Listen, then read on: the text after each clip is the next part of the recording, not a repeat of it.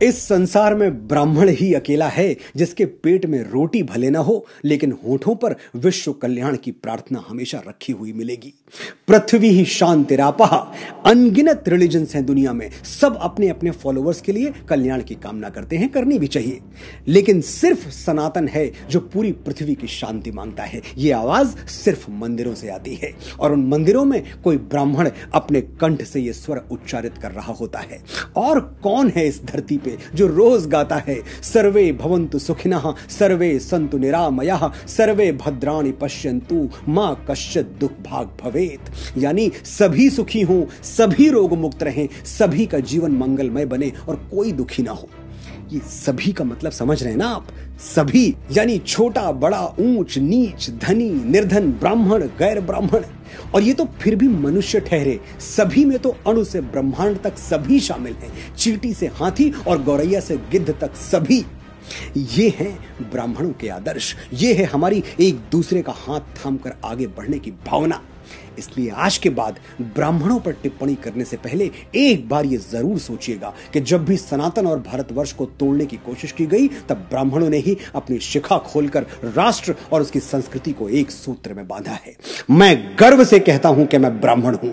मैं वो दधीची हूं जो विश्व कल्याण के लिए अपनी हड्डियां दान करने से पहले 2 बार नहीं सोचता। मैं वो परशुराम हूं जो श्री राम जैसे मर्यादा मूर्ति क्षत्रियों को अपनी सारी शक्तियां सौंप देता है।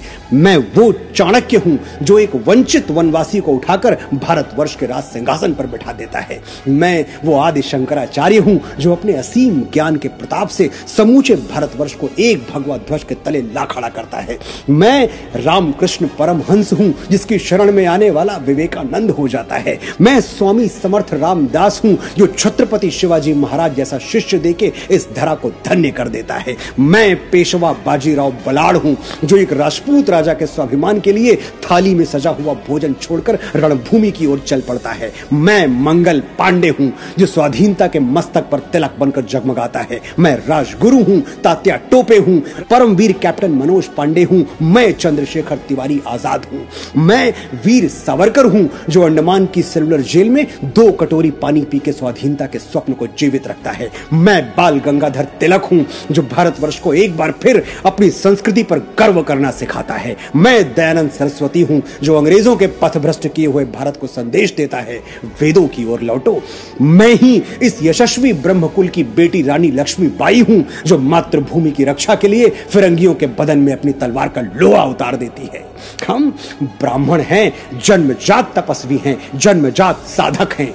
हम संगीत की साधना करते हैं तो तानसेन बन जाते हैं, स्वर साधना करते हैं तो लता मंगेशकर कहलाते हैं, और शब्द साधना करते हैं तो महाकवि कालिदास और गोस्वामी बाबा तुलसीदास के नाम से अमर हो जाते हैं।